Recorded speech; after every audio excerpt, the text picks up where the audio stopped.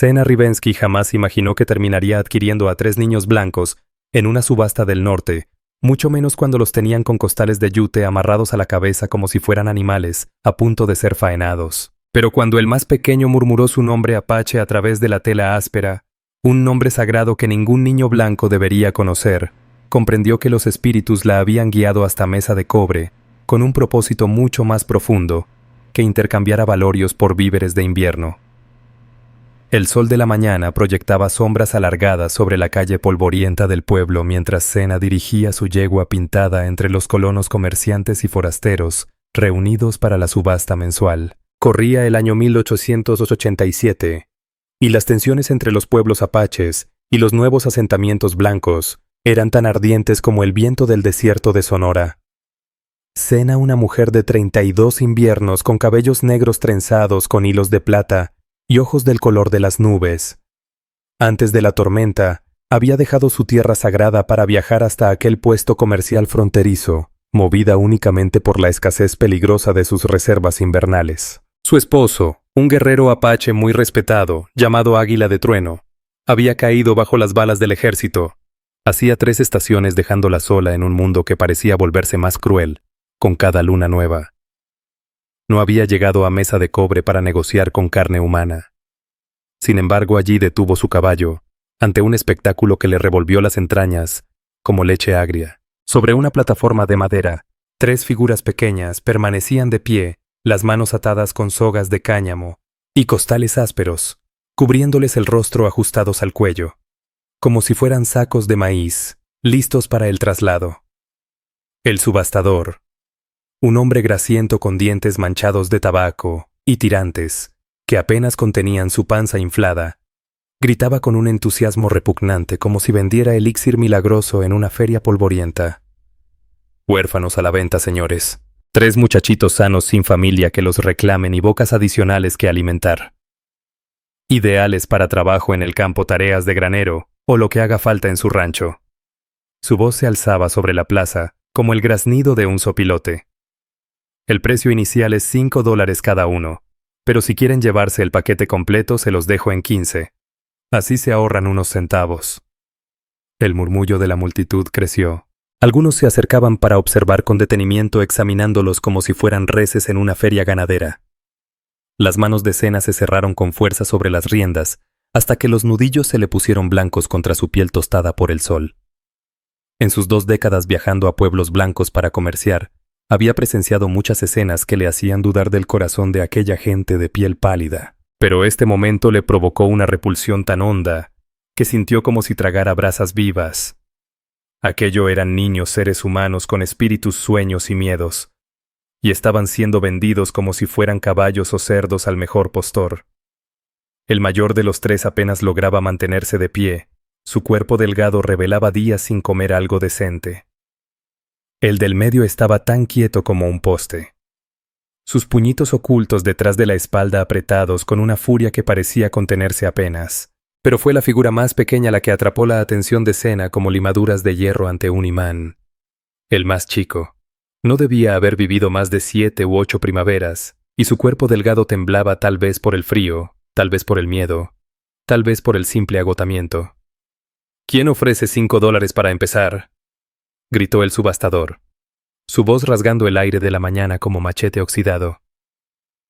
Estos niños han vivido a la intemperie, pero tienen fuerza para un trabajo honesto. El mayor ya demostró que puede con el arado y el pequeño obedece sin rechistar. Varias manos comenzaron a levantarse entre la multitud, y algo oscuro y primitivo se agitó en el pecho de Sena al ver a hombres adultos listos para comprar. Niños, como si fueran sacos de maíz o postes para cercas. Un ranchero curtido con sombrero negro alzó la mano. $5 por el grande, dijo su tono firme como el de quien siempre es obedecido. Necesito a alguien que me ayude con el potrero, y ese ya se ve de buen tamaño. El subastador asintió con entusiasmo, los ojos brillando con la codicia de quien huele ganancias. Más manos se alzaron en la muchedumbre como sopilotes dando vueltas sobre carne fresca.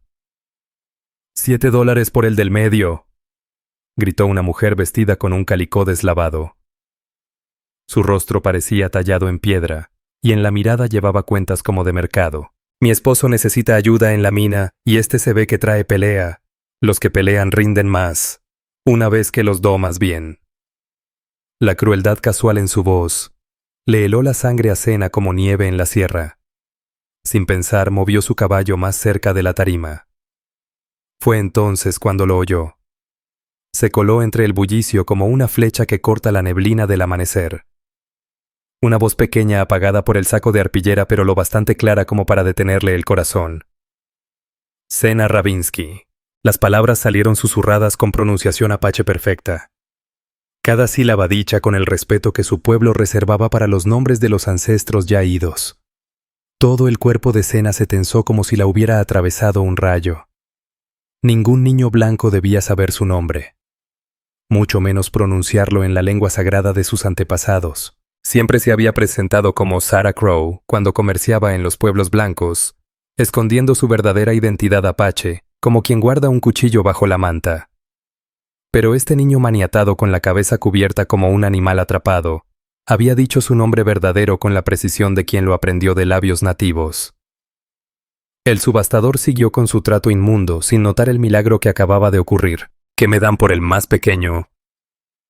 Está lo bastante joven como para entrenarlo bien, pero no tanto como para que no sirva. No da problemas, obedece callado como ratón en misa. El hombre sujetó al niño más pequeño por el hombro y lo giró hacia la multitud como si fuera una jarra de barro mostrando la mercancía a posibles compradores. Perfecto para tareas domésticas o para cuidar a los más chicos. La mente de Senna ardía como pastizal seco en plena sequía tratando de entender lo que acababa de presenciar. Según la tradición apache, los nombres tenían un poder ancestral, y pronunciar el nombre verdadero de alguien era reconocer un lazo más profundo que el parentesco o la sangre tribal. Su esposo Águila del Trueno le había dado el nombre de Senna cuando se casaron y solo su familia más cercana lo conocía. Los únicos blancos que lo habían escuchado alguna vez eran aquellos misioneros que intentaron convertir a su gente, todos expulsados de las tierras apaches hacía ya años. Senna miró a los tres niños sobre la tarima con una mirada distinta buscando alguna señal, alguna chispa que pudiera explicar lo imposible de ese instante. Los pequeños llevaban ropa de huérfanos, pantalones remendados 1000 veces, camisas más agujero que tela, iban descalzos con los pies cubiertos de polvo, y callos señales claras de un camino demasiado largo para criaturas de su edad. Nada en su aspecto los vinculaba con su gente, y sin embargo el más chico había pronunciado su nombre como si recitara una oración. $15 por los tres, gritó un hombre de ojos fríos y manos llenas de cicatrices, marcas de quien resuelve disputas a golpes. Dirijo un campamento de trabajo en la sierra. Me sirven. En un mes ya me habrán devuelto lo que pague. El rostro del subastador se iluminó como si hubiera descubierto oro puro y levantó el mazo para cerrar un trato que destinaría a 3 criaturas inocentes a una vida de esclavitud brutal. Algo dentro del espíritu de Senna, algo que venía del saber de sus abuelas y la fuerza misma de la tierra, la empujó a moverse. Bajó de su yegua pintada con la ligereza de quien ha nacido sobre el lomo de un caballo. Sus mocasines tocaron la tierra sin un solo ruido. La bolsita de cuero amarrada a su cintura guardaba las monedas de plata que había traído para comprar provisiones para el invierno. Era lo justo para sobrevivir los meses fríos, pero al mirar a esos 3 niños atados como ofrendas comprendió que los espíritus la habían traído allí por un propósito más grande que su propio bienestar. $25, gritó con una voz clara como el chillido de un águila cazadora. Por los 3. El gentío volteó a verla como si se hubiese formado desde el mismo polvo del desierto. Una mujer apache en una plaza de colonos blancos ya era una rareza, pero que una de ellas se atreviera a pujar contra hombres blancos, por niños blancos, era algo prácticamente inaudito en esa esquina del territorio de Arizona. Los ojos del subastador se entornaron al observarla, de los mocasines bordados con perlas hasta las joyas de plata y turquesa que la distinguían como una mujer de posición entre los suyos. «Señora, ¿está segura de lo que está haciendo?», dijo con tono cargado de duda. «Son niños blancos. Van a necesitar una crianza cristiana, no costumbres de salvajes». Sus palabras estaban cargadas con ese racismo cotidiano que por generaciones había envenenado las relaciones entre sus pueblos. Pero Senna ya había resistido ofensas peores que las que este hombre de mente estrecha podía siquiera imaginar. «Tengo $25 de plata», respondió ella. Su inglés era impecable, aunque teñido por la musicalidad propia de su lengua natal. ¿O prefiere usted hacer negocios basándose en el color de la piel y no en el peso de las monedas? Su desafío quedó suspendido en el aire como el humo denso de un copal encendido, y varios hombres entre la multitud se removieron incómodos al notar la firmeza que se escondía tras su tono sereno. El hombre de manos marcadas, quien había ofrecido $15, dio un paso al frente con la arrogancia de quien está acostumbrado a imponer su voluntad por la fuerza. «A ver, espérate tantito, India». Su voz sonaba despreciativa. «Estos niños necesitan estar con familias cristianas que los eduquen bien. ¿Para qué los quiere una india como tú? Vas a convertirlos en salvajes».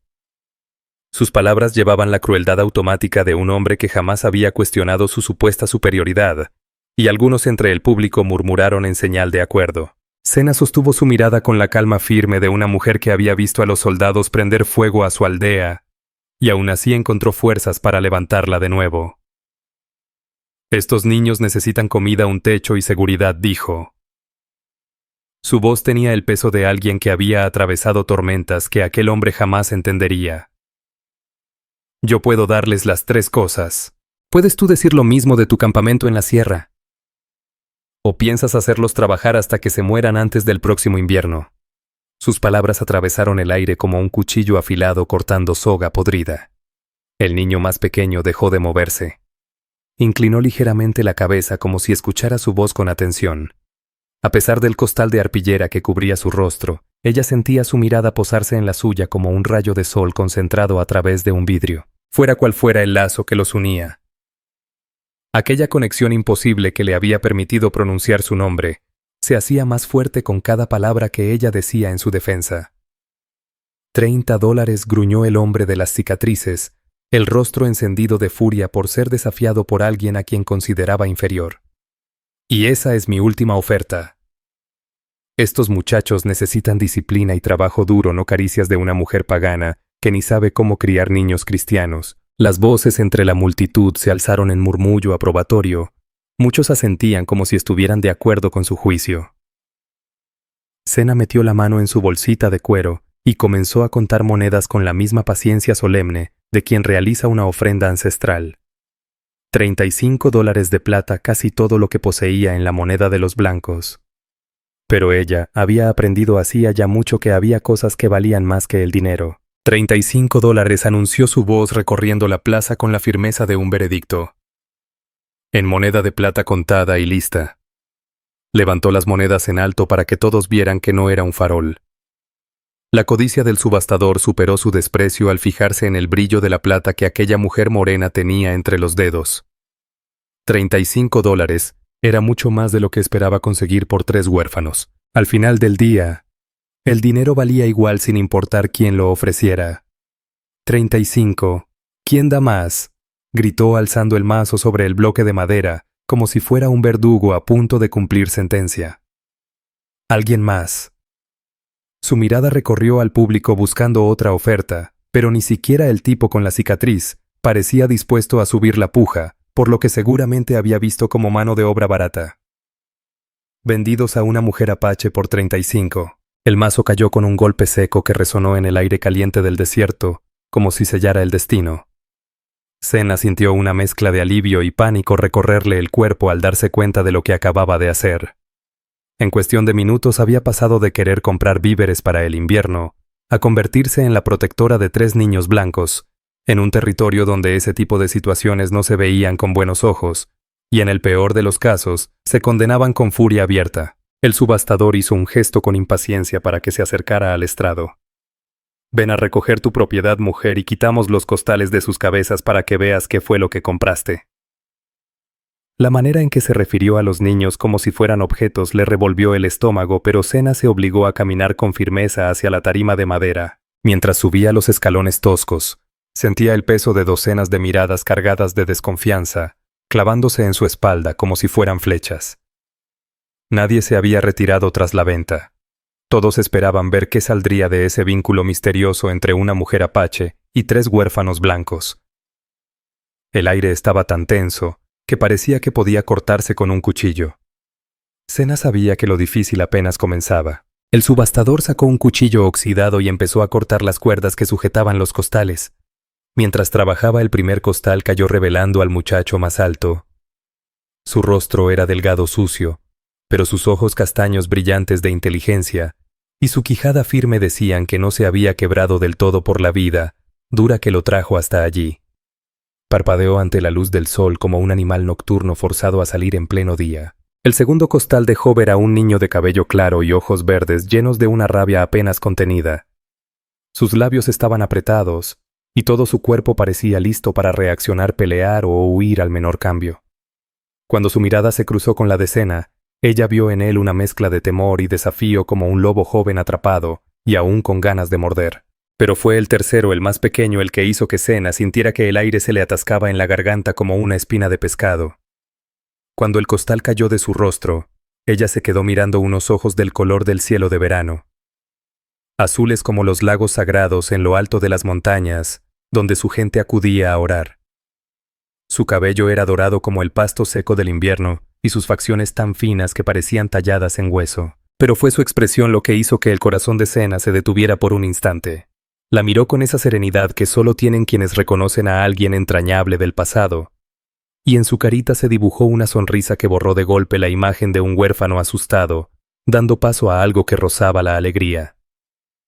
«Sabía que vendrías», dijo con esa pronunciación pausada del apache que tanto había captado su atención desde el principio. «La abuela en mi sueño me dijo que nos encontrarías cuando llegara el momento justo». Sus palabras cayeron en medio del silencio repentino de la multitud como piedras lanzadas en una laguna inmóvil. Sena se arrodilló frente a él, las manos le temblaban mientras alzaba una para tocar su carita. Necesitaba convencerse de que aquello era real, y no un delirio provocado por el sol ardiente del desierto. «¿Qué abuela, pequeño?», preguntó en su lengua natal, sin preocuparse por quién pudiera entenderla entre los presentes. «¿Qué sueños?». Su corazón golpeaba contra sus costillas como ave atrapada mientras aguardaba la respuesta. La sonrisa del niño se ensanchó, y respondió en un apache entrecortado pero sincero, sin lugar a dudas. «La abuela de cabello plateado que camina por el mundo de los espíritus. Dijo que su nieta vendría a salvarnos cuando más la necesitáramos. Dijo que te dijera que Águila del Trueno manda su amor desde el lugar donde descansan los guerreros». Aquellas palabras golpearon a Sena como un puñetazo en el pecho, haciéndole perder el aliento y retroceder un paso como si la hubiese alcanzado un rayo. Águila del Trueno era el nombre de su esposo. Un nombre que ese niño no podía conocer de ninguna forma. La abuela de su esposo, una sabia curandera conocida como Luna Plateada, había partido al mundo de los espíritus, el invierno antes de que Águila del Trueno muriera. Sena jamás había hablado de ella con nadie ajeno a su comunidad. Y aún así ese niño blanco hablaba de ambos con la familiaridad de alguien que hubiese compartido historias al calor del fuego.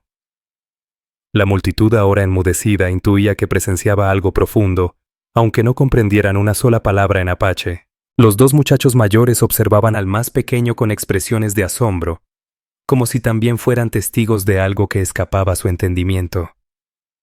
Entonces el hombre de las cicatrices soltó: «¿Qué es esa habladuría salvaje?». Su voz rompió el momento como navaja sobre seda. «¿Qué dice ese mocoso, mujer? Si estás llenándole la cabeza con supersticiones paganas, habrá consecuencias. Son niños cristianos, no necesitan tu brujería contaminando sus almas». Sus palabras arrastraban siglos de miedo y prejuicio, pero Sena apenas lo escuchó, ensordecida por el retumbar en sus oídos. Se incorporó con lentitud, sus piernas tambaleantes, como las de un potrillo recién nacido, y abrazó a los tres niños como una madre que protege a sus crías con las alas.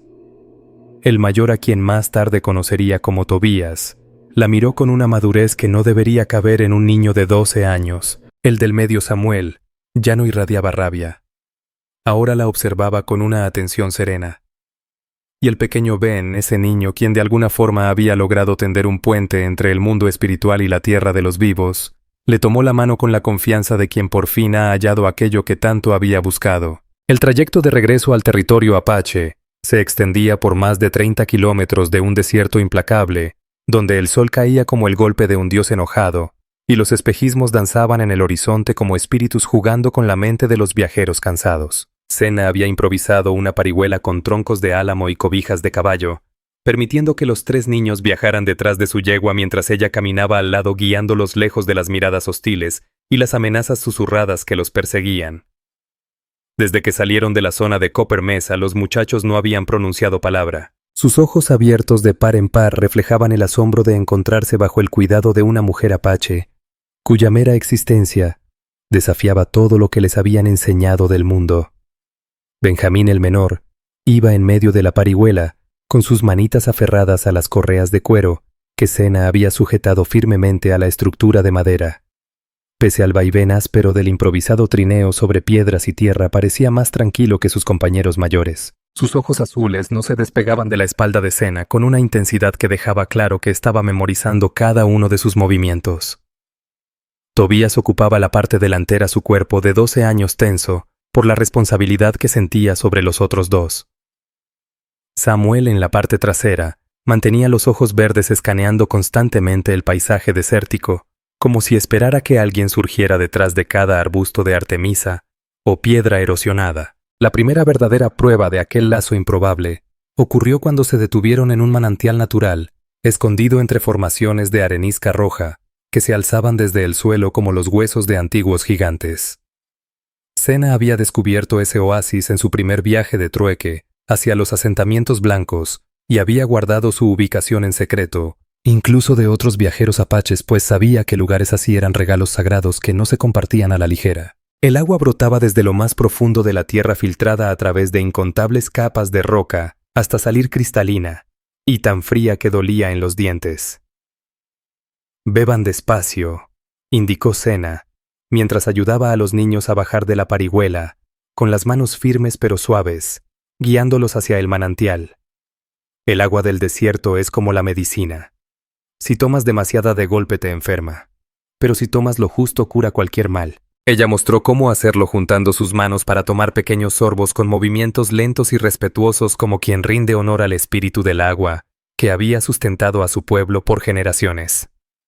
Tobías fue el primero en imitarla su liderazgo natural saliendo a flote al ayudar a Samuel y al pequeño Benjamín a acercarse al manantial con la prudencia que ella les había aconsejado. Pero fue Samuel quien la sorprendió al arrodillarse junto al agua y apoyar la palma de su mano contra la arenisca que rodeaba el borde, su rostro infantil cargado de una concentración intensa, como si escuchara algo que los demás no podían oír. «Las piedras están cantando», dijo de pronto Samuel con una voz cargada de asombro, que transformó por completo su expresión ante Sosca. «Lo siento en mi mano como si estuvieran tarareando una canción que lleva sonando desde siempre». Sus palabras hicieron que el aliento de Sena se detuviera por un instante, porque entre su gente el don de oír el canto de las piedras era considerado algo muy poco común, un regalo que solo se manifestaba en aquellos destinados a convertirse en curanderos o guías espirituales. El pequeño Ben asintió con seriedad, como si lo que dijo Samuel fuera algo completamente natural. «La abuela que vi en mi sueño decía que la tierra tiene su propia voz, pero que la mayoría de las personas olvidan cómo escucharla. Ella dijo que recordaríamos cuando encontráramos a nuestra verdadera familia». La manera en que lo expresó tan sencilla y a la vez profunda le provocó un escalofrío a Sena. Hablaba con la claridad tranquila de un niño tocado por fuerzas que no pertenecían a este mundo. Mientras las sombras de la tarde se alargaban y el calor del desierto comenzaba a ceder, Sena tomó una decisión.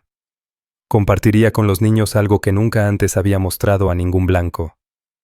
De su bolsita de medicina sacó un pequeño fardo envuelto en piel suave de venado. Lo desplegó con cuidado dejando al descubierto un conjunto de objetos sagrados que pertenecieron a la bisabuela de su abuela. Piedras pulidas de las montañas sagradas, hierbas secas con poder curativo y un pedacito de turquesa tallado en forma de ave del trueno.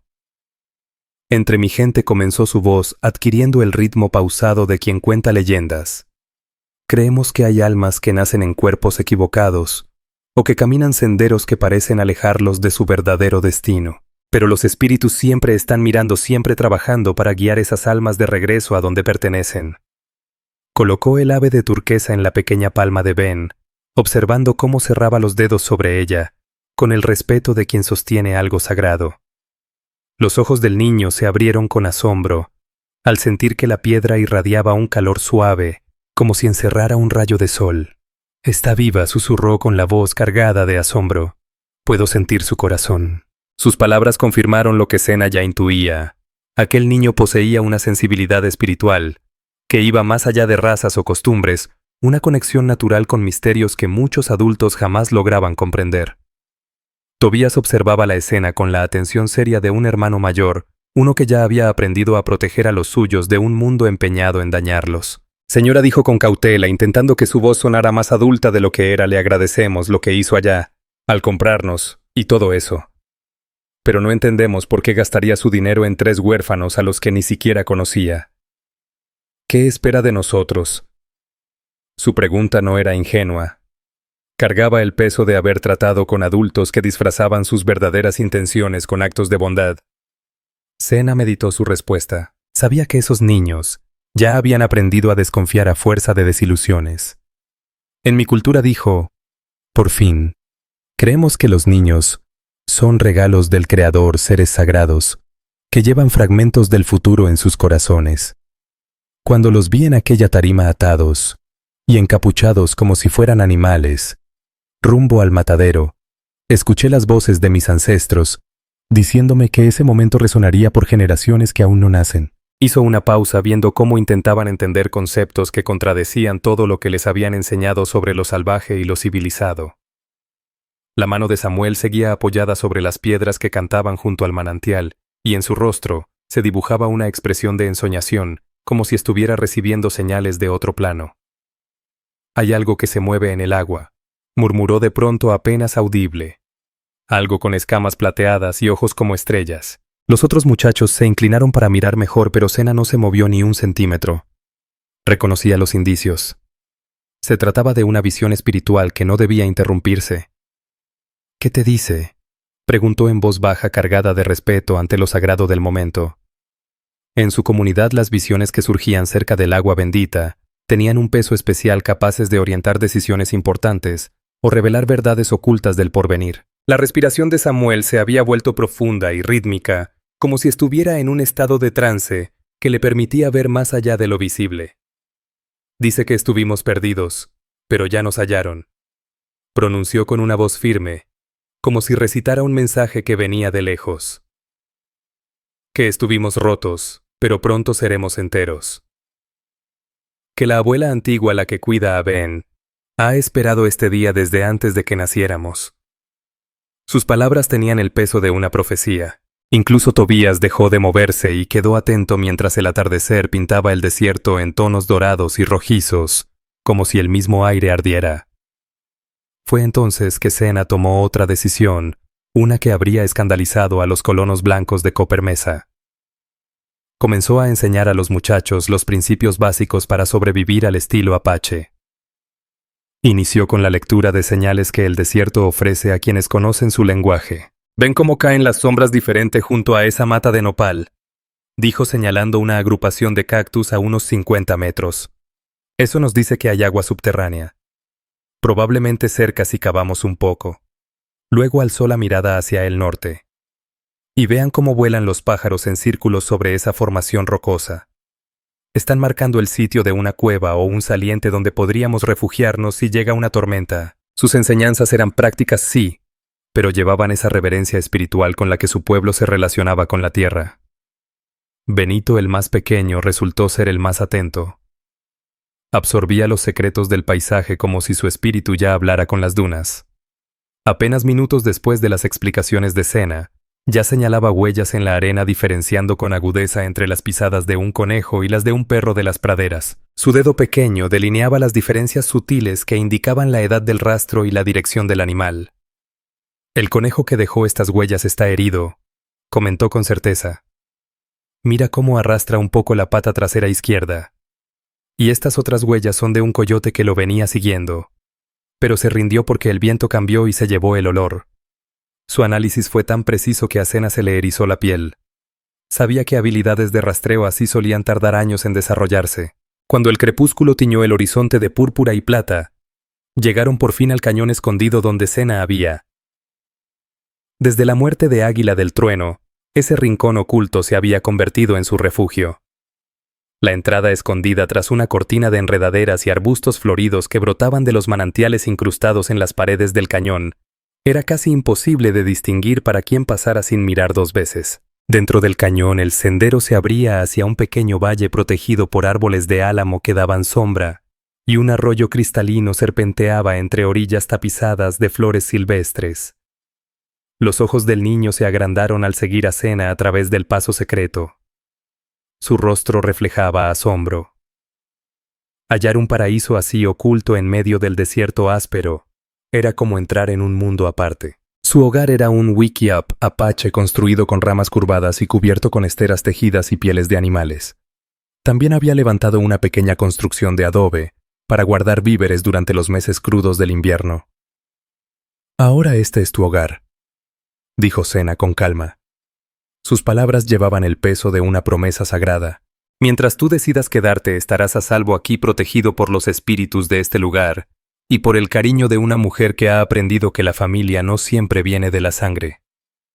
Su declaración flotó en el aire del atardecer como incienso, consagrando un momento que quedaría grabado en sus memorias para siempre.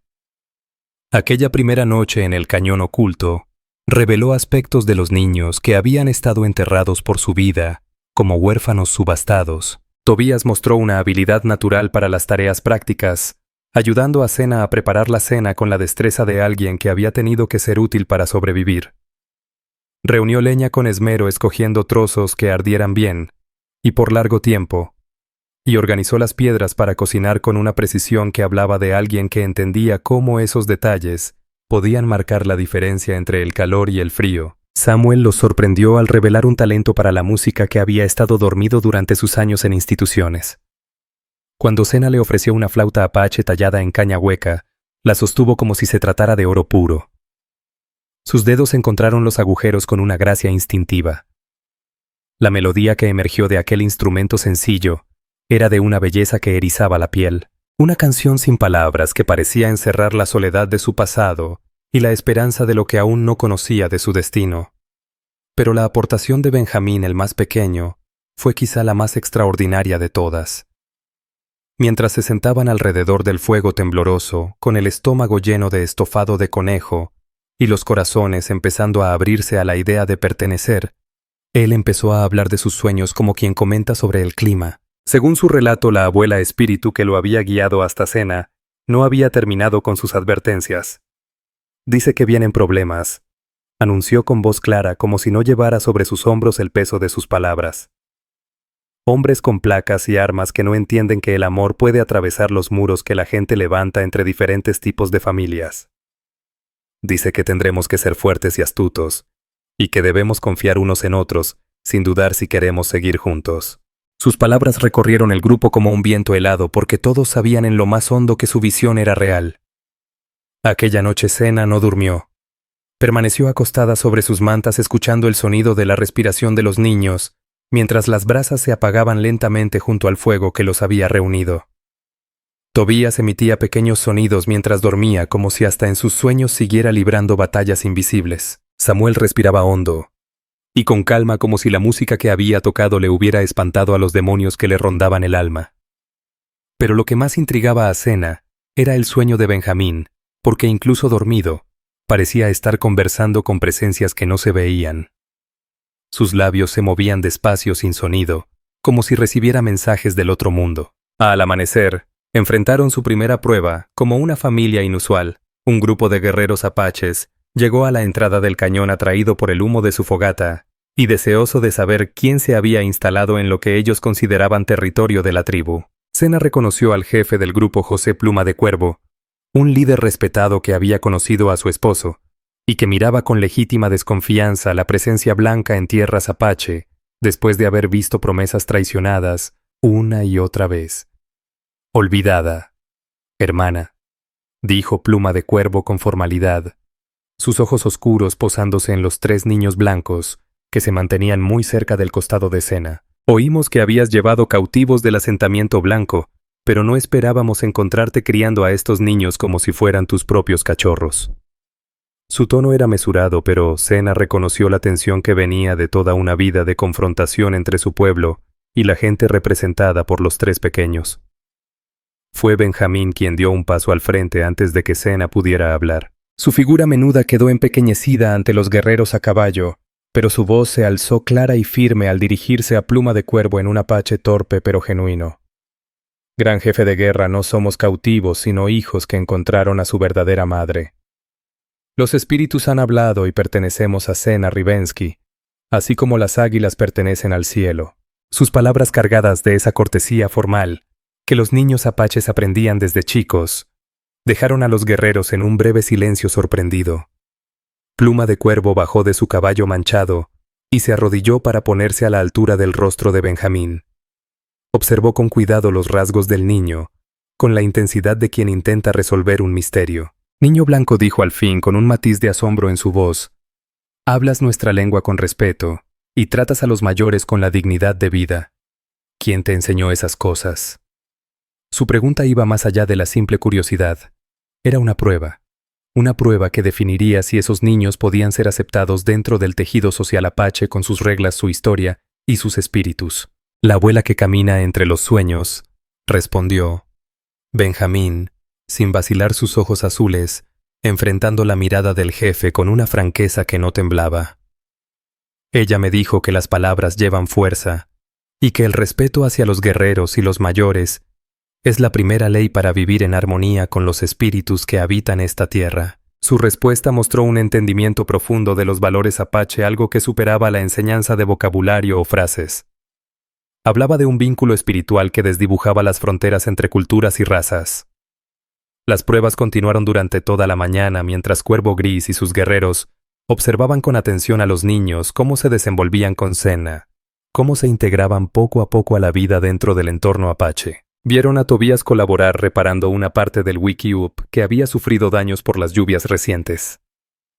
Sus manos, aunque novatas con aquellos materiales, se movían con firmeza y decisión, como si esa tarea formara parte de su historia. Notaron el respeto con el que Samuel se acercaba al manantial sagrado del que se alimentaba el cañón. Antes de beber pedía permiso, y al terminar daba las gracias en voz baja. Pero fue el comportamiento del pequeño Ben durante la visita de los guerreros lo que verdaderamente les hizo creer que había fuerzas espirituales interviniendo en todo aquello.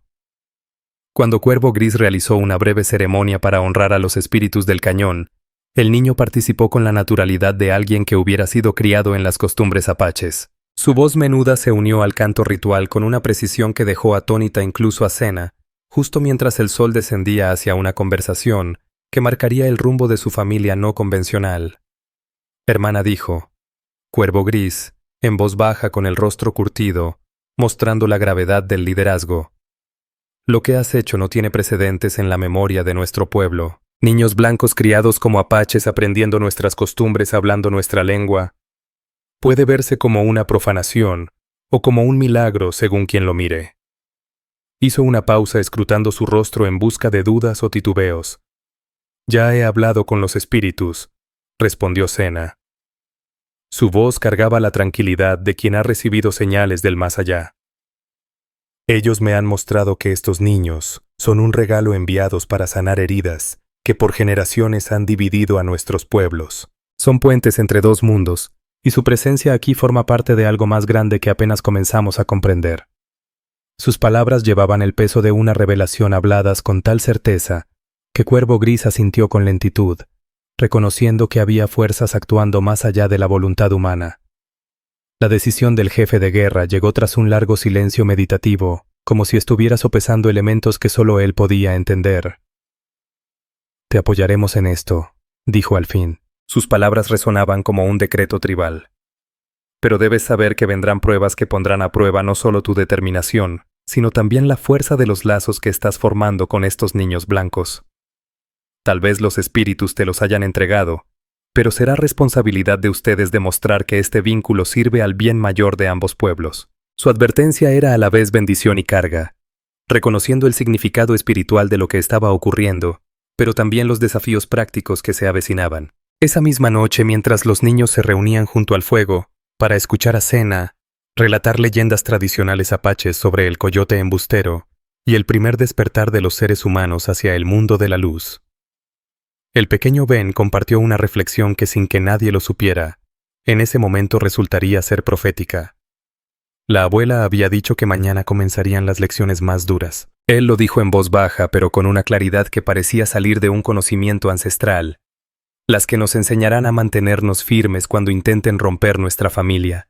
Sus palabras se hundieron en el atardecer como piedras en un pozo profundo, provocando ondas que se expandirían más allá del pequeño refugio en el cañón. 3 semanas después de que el Consejo de Guerra Apache diera su bendición a la familia, poco convencional de Sena, la primera señal de peligro, apareció como una nube de polvo en el horizonte del este. Se movía con la lentitud calculada de jinetes que llevaban autoridad en sus alforjas.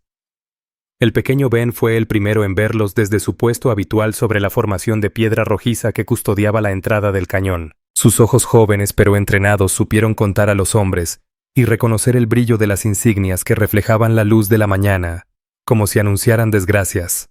5 hombres vienen desde la capital del territorio, gritó desde lo alto, mientras Sena enseñaba a Tobías el arte delicado de tejer canastas de hierba tan fuertes que podían contener agua sin derramarla. Montan como soldados, pero se visten como agentes, y el que va adelante lleva papeles en un estuche de cuero que cuida como si fueran medicina sagrada. Su reporte breve y certero mostraba la madurez que lo distinguía sin temor, pero con la conciencia de que ese momento marcaría el fin de su paz. Las manos de Sena se detuvieron sobre la canasta aún a medio terminar, mientras asimilaba lo que Ben había observado. Desde el día en que trajo a los niños a ese santuario escondido, había sabido que su forma de vida no encajaba con lo permitido que tarde o temprano serían encontrados. El gobierno territorial, que apenas lograba mantener el control sobre una región donde los brotes de resistencia apache seguían ardiendo como pasto seco, vería igual de peligrosa a una mujer blanca criando niños apaches que a una mujer apache criando niños blancos. Eso incomoda su orden racial, murmuró con la calma de quien ha enfrentado a funcionarios antes y conoce tanto su ceguera burocrática como su crueldad caprichosa. Toma a Samuel y recoge los víveres de emergencia que preparamos. Escóndelos en la cueva sagrada detrás de la cascada. Quédate ahí hasta que yo misma vaya por ustedes, o hasta que Ben avise que es seguro regresar. Sena había previsto exactamente esta situación, aunque siempre esperó que no llegara. El rostro de Tobías, más endurecido tras esas 3 semanas, había perdido parte de su niñez. En su lugar había brotado una determinación callada, como si hubiera aceptado cargas que no correspondían a su edad. ¿Y ustedes? ¿Tú y Ben?, preguntó, sus ojos color tierra, mostrando la misma preocupación que lo había ayudado a proteger a los más pequeños en sus peores momentos. No vamos a dejarte sola con ellos. No después de todo lo que hiciste por nosotros. Su lealtad era absoluta, nacida del primer sentido de seguridad real que había conocido desde que quedó huérfano. Ben y yo nos encargaremos de los oficiales, respondió Sena con un tono firme que no aceptaba réplica, aunque en su mirada se notaba el reconocimiento a su valentía. Su don de ver la verdad en los corazones nos ayudará a entender lo que realmente buscan. Y mi experiencia con los burócratas me permitirá darles justo lo necesario para que se vayan satisfechos, responder de inmediato sin mostrar nada que pudiera poner en riesgo a la familia. A fuerza de golpes y decepciones había aprendido que mantenerse a salvo muchas veces implicaba fingir obediencia, sin revelar nada que realmente importara. Samu salió del Wickiup, donde había estado ensayando antiguas melodías con la flauta apache. Sus ojos verdes se movieron con rapidez, leyendo la tensión en el ambiente como alguien que había desarrollado reflejos de supervivencia en los años más duros. ¿Cuánto tiempo tenemos?, le preguntó directamente a Benjamín Chico, sabiendo que el más pequeño de los 3 hermanos tenía una sensibilidad especial que le permitía detectar cosas más allá de lo que cualquiera podía ver. Llegarán a la entrada del cañón antes de que pase 1 hora, respondió el niño con la mirada perdida, como si estuviera consultando fuentes invisibles al ojo humano. El hombre que trae los documentos se llama Henderson y viene con órdenes del gobernador territorial. Investiga reportes sobre mezclas raciales y custodias no autorizadas. Él cree que está haciendo una inspección rutinaria, pero hay fuerzas que no entiende. Su explicación unía el sentido práctico con una claridad espiritual que seguía sorprendiendo incluso a Sena. Los siguientes 30 minutos se esfumaron en una ráfaga de movimientos meticulosamente ensayados. La familia activó un protocolo de emergencia que habían rezado por no tener que utilizar jamás. Tobías y Samuel se internaron en los pasadizos ocultos que recorrían las paredes del cañón, como túneles de abeja cargando víveres suficientes para sobrevivir varios días. Su refugio era una cueva sagrada conocida solo por algunos sanadores apache, oculta no solo por la geografía, sino también por espíritus protectores que confundían a cualquiera que intentara llegar sin guía adecuada. Sena, mientras tanto, dedicó esos minutos a cambiar por completo su apariencia de una mujer apache tradicional a alguien que pudiera parecer más aceptable ante los ojos de los funcionarios del territorio. Trenzó su cabello negro con un peinado severo que evocaba cierta influencia cristiana.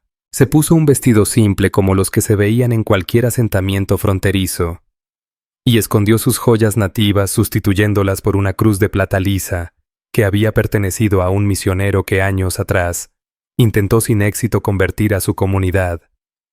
Benjamín no necesitaba ese tipo de transformación. Su rostro inocente y su dulzura natural bastaban como disfraz para habilidades que según quien mirara podrían parecer milagros o brujería. Aún así, Sena le explicó cómo hablar con un tono más propio de un niño del oeste rural, y no como alguien que recibía enseñanzas espirituales de sus ancestros apache. «Recuerda», le dijo cuando el eco de los cascos de caballo empezó a rebotar en las paredes del cañón. «Eres un niño que ha vivido con una mujer buena, que te salvó de una vida difícil. No tienes que hablar de tus sueños ni repetir lo que te dice la abuela. Que vean solo lo que quieren ver un niño agradecido que encontró amor y seguridad». Sus palabras no eran solo instrucciones, eran un escudo, ideado para proteger sus dones de aquellos que jamás entenderían su valor ni sabrían apreciarlos. Los 5 funcionarios que surgieron desde la entrada oculta del cañón eran justo lo que el pequeño Ben había anticipado en sus visiones. Autoridades territoriales vestidos con trajes negros cubiertos de polvo, símbolo de una lejana y rígida burocracia. Sus rostros mostraban el gesto de hombres que habían recorrido un largo camino para examinar algo que a sus ojos resultaba tanto incómodo como potencialmente conflictivo. El que lideraba el grupo, un hombre delgado con cabello entrecano y ojos duros como piedra volcánica, desmontó del caballo con torpeza, como quien está más habituado al escritorio que a la silla de montar. «¿La señora Crow, supongo?», preguntó Henderson hojeando un cuaderno repleto de letras apretadas, donde estaban registradas las denuncias y observaciones que habían llegado a la oficina territorial. «Soy el inspector Henderson, de la Oficina de Administración Territorial, y he venido a indagar ciertas irregularidades relacionadas con la custodia y el cuidado de menores que se han puesto en nuestro conocimiento». Su tono formal era el típico del lenguaje administrativo, pero Sena notó un leve titubeo bajo su apariencia oficial. «Soy Sena Rivensky», respondió ella pronunciando con firmeza su nombre apache, negándose así a aceptar la versión distorsionada del funcionario. «Y este es mi hogar donde cuido a niños que no tienen a dónde más ir. ¿En qué puedo colaborar con su investigación?». Su respuesta fue cortés pero sin sumisión, dejando claro desde el inicio que estaba dispuesta a cooperar dentro de ciertos límites, sin renunciar a su dignidad ni a su autoridad sobre lo que era suyo. Las cejas de Henderson se arquearon con sorpresa. No había previsto encontrarse con una mujer apache que hablara con tal seguridad y dominio capaz de dialogar con las instituciones en términos equitativos. «Señora Rivensky», dijo tropezando un poco con la pronunciación, «hemos recibido informes de que usted adquirió a 3 niños blancos durante una subasta pública en Capra Mesa, y que actualmente los mantiene bajo condiciones que podrían no cumplir con los estándares territoriales de bienestar infantil». Sus palabras llevaban consigo la amenaza implícita de una posible intervención oficial. El pequeño Ben avanzó con la precisión de quien sabe elegir el momento justo, con los ojos azules bien abiertos y esa mirada inocente que había logrado conmover tanto a guerreros apaches como a inspectores gubernamentales. «Señor», dijo en un inglés claro sin rastro de acento apache, «la señora Rivensky nos salvó de personas que querían hacernos daño. Nos da de comer todos los días, nos enseña cosas importantes y siempre se asegura de que estemos seguros y calientitos. ¿No es eso lo que hacen las buenas mamás?». Su pregunta fue tan sincera y limpia que incluso el rostro severo de Henderson pareció aflojarse un poco. Los 3 acompañantes del inspector comenzaron a inspeccionar el asentamiento en el cañón con la meticulosidad típica de quienes han sido entrenados para evaluar condiciones de vida y detectar posibles violaciones a las normas territoriales. Revisaron la fuente de agua limpia, los refugios adecuados, las áreas de almacenamiento de alimentos bien organizadas y los signos evidentes de que los niños estaban siendo atendidos con esmero y respeto. Sin embargo, sus prejuicios culturales los hacían desconfiar de todo lo que se apartara de las costumbres establecidas por los colonos blancos. ¿Dónde están los otros 2 niños que aparecen en nuestros informes?, preguntó el suboficial Morrison, un hombre corpulento de mirada desconfiada cuya carrera se había forjado encontrando fallos en todo aquello que retara el orden social dominante. Se nos informó que 3 niños fueron comprados en la subasta, pero solo veo a uno aquí presente. Su tono dejaba entrever que sospechaba que algo oscuro les había ocurrido a los otros pequeños. Senna ya esperaba esa clase de cuestionamiento y había preparado una respuesta que, aunque técnica y verídica, no revelaba nada que pudiera poner en riesgo a Tobías y Samuel. Los mayores están ocupándose de tareas importantes que requieren estar fuera del campamento por tiempo prolongado, dijo con tranquilidad. Están aprendiendo habilidades que les servirán cuando lleguen a la adultez, como la caza, el rastreo y la comprensión del desierto, cosas que podrían salvarles la vida en una situación de emergencia. Su respuesta presentaba una actividad educativa lógica, sin dar indicios de encubrimiento alguno. Henderson tomó notas detalladas en su libreta de cuero, documentando aspectos que luego formaría parte de su informe oficial dirigido a las autoridades territoriales. Señora Robinsky, dijo después de varios minutos escribiendo, aunque su modo de vida parece cubrir lo básico para la supervivencia, existen preocupaciones sobre las influencias culturales que estos niños están recibiendo. La ley territorial establece que todo menor debe recibir instrucción cristiana adecuada y formación que lo prepare para ser un ciudadano útil en la sociedad americana. Sus palabras llevaban la fuerza de la ley y la amenaza implícita de poder retirar a los niños si la situación se consideraba inapropiada. Entiendo sus inquietudes, respondió Senna con un tono respetuoso pero firme. Y quiero asegurarles que estos niños están recibiendo enseñanzas morales centradas en la honestidad, el respeto a la autoridad, el trabajo constante y la preocupación por quienes tienen menos que ellos. ¿No son esos los valores fundamentales que cualquier buen estadounidense desea inculcar a sus hijos? Su respuesta fue una forma astuta de presentar los valores apaches con términos que los funcionarios no podrían objetar fácilmente. Fue entonces cuando el pequeño Ben aprovechó el momento. Quiso mostrar precisamente el tipo de enseñanza moral que había recibido al ofrecer parte de su almuerzo a los funcionarios, quienes llevaban desde el amanecer sin detenerse a comer. Su gesto de hospitalidad, hecho con la formalidad y cortesía que los niños apaches aprendían desde pequeños, generó un instante incómodo para los hombres que habían llegado con la intención de encontrar evidencia de influencia salvaje, corrompiendo a niños blancos inocentes. La tarde continuó con una serie de demostraciones cuidadosamente preparadas para calmar las dudas de los visitantes sin revelar nada que pudiera ser usado en contra de la familia. Senna les mostró los materiales educativos que usaba para enseñar lectura y matemáticas, eligiendo cuidadosamente ejemplos que resaltaban habilidades prácticas y evitando todo lo relacionado con conocimientos tradicionales apaches. Exhibió los progresos en la caligrafía de los niños y su capacidad para recitar fragmentos de literatura que promovían la laboriosidad y el buen comportamiento. No obstante, la prueba real llegó cuando el suboficial Morrison encontró varios objetos que pertenecían claramente a la cultura apache, una colección de canastas tejidas con gran detalle, herramientas tradicionales de caza y elementos ceremoniales con profundo valor espiritual para el pueblo de Senna.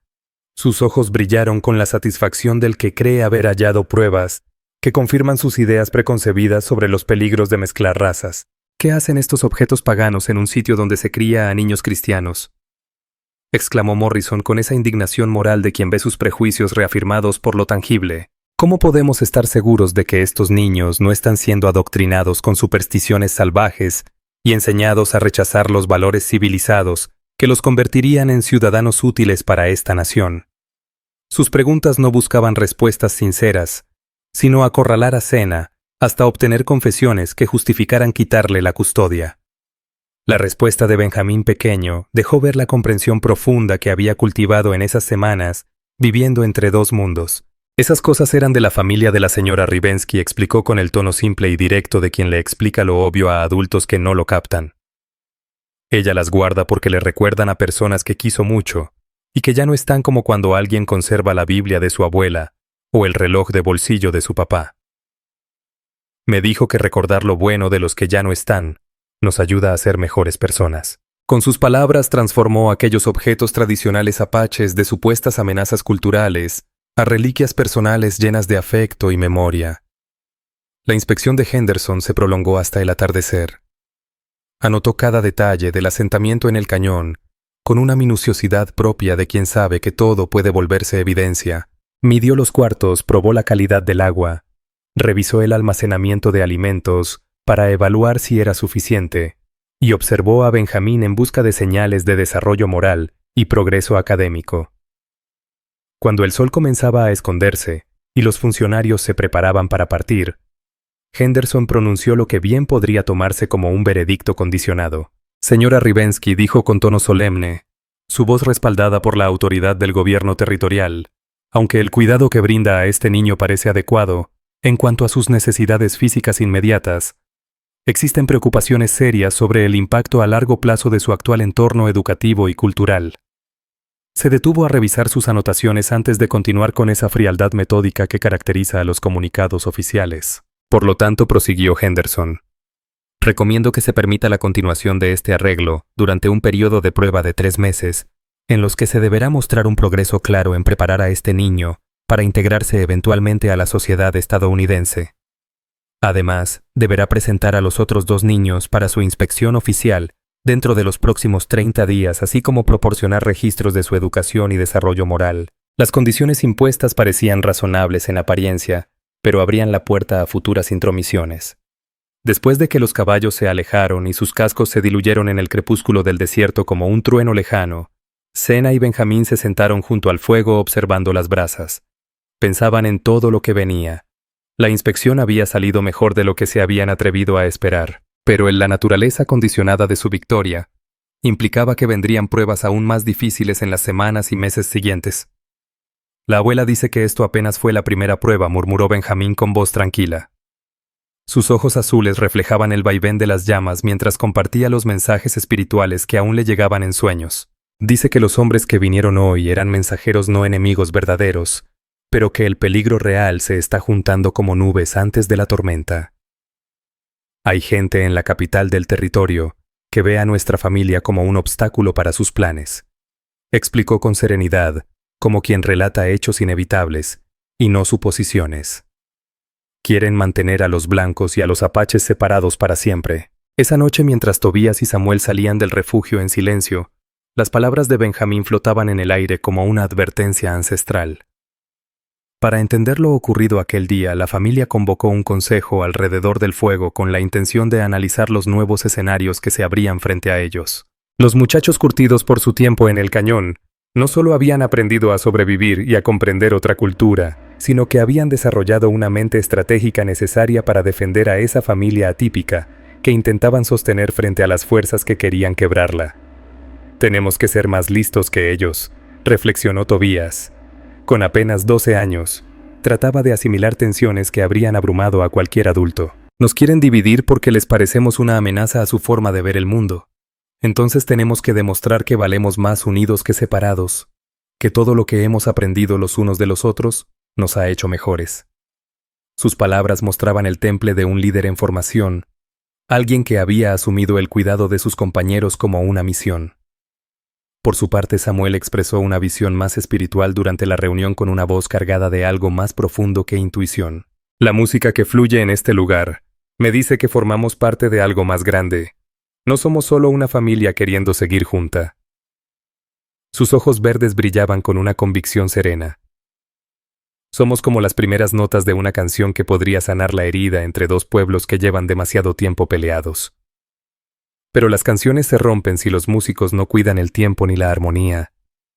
La metáfora de Samuel dejaba al descubierto tanto la esperanza como la fragilidad de su realidad. Mientras las brasas se extinguían y el cañón retomaba su calma nocturna, Sena no podía evitar recordar las últimas palabras de Águila de Trueno antes de su partida. Él le había dicho que el amor Era la medicina más poderosa del mundo, capaz de cerrar hasta las heridas más imposibles. Pero también le advirtió que se necesitaba valor para aplicar amor donde el odio y el miedo habían echado raíces. Al observar a los 3 niños que ahora eran suyos por decisión y no por sangre, comprendió que esa familia representaba exactamente la clase de sanación que su esposo alguna vez había soñado. A la mañana siguiente, las señales que confirmaban las advertencias de Benjamín llegaron con el primer rayo de sol. Un mensajero llegó al galope enviado por Pluma del Cuervo con una noticia inquietante. Los agentes federales estaban recorriendo los asentamientos apaches, haciendo preguntas sobre rumores de niños blancos que vivían entre las tribus. La investigación territorial al parecer había despertado un interés inesperado. Incluso en niveles superiores del gobierno, donde los funcionarios consideraban cualquier mezcla entre razas como una amenaza directa a sus políticas de segregación y dominio. Los agentes federales no son como los inspectores del territorio. Sena se lo explicó a los niños mientras se sentaban alrededor del fuego del desayuno para hablar de esta nueva situación. Ellos tienen más autoridad, más medios y menos tolerancia hacia las formas de vida que no encajan con su visión del orden. Si consideran que nuestra familia representa un riesgo para sus estructuras, tienen el poder de separarnos para siempre. Sus palabras eran duras pero necesarias. Una preparación clara ante desafíos que pondrían a prueba todo lo que los niños habían aprendido sobre la valentía, la lealtad y ese tipo de amor que puede atravesar cualquier barrera, por difícil que parezca. La respuesta del pequeño Ben dejó ver una sabiduría espiritual que seguía sorprendiendo a todos los que lo rodeaban. Mi abuela dice que los agentes federales son como las tormentas de invierno, peligrosos y fuertes pero pasajeros.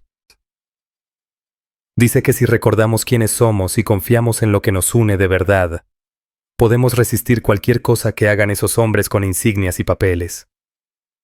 Sus palabras cargaban una certeza tranquila como si vinieran de algo más allá del mundo físico. Mientras se preparaban para lo que viniera, cada miembro de esa familia tan poco común encontraba fuerza en los demás. Una fuerza que iba más allá de razas o costumbres, más allá de lo que el mundo exterior decía que no se podía cruzar. Se habían convertido en evidencia viva de que el amor, cuando nace del valor, la sabiduría y un compromiso honesto con la verdad, podía sanar heridas, romper barreras y superar cualquier obstáculo. Porque al final, todos éramos hijos del mismo Creador. Los agentes federales llegaron como un puño cerrado envuelto en papeles legales. Sus carruajes negros levantaban nubes de polvo que se veían desde kilómetros en el desierto, acercándose al cañón con la determinación de una carga de caballería. A diferencia de los funcionarios territoriales que hacían preguntas con cuidado administrativo, estos hombres se movían con la precisión fría de soldados enviados, no a preguntar, sino a resolver un problema.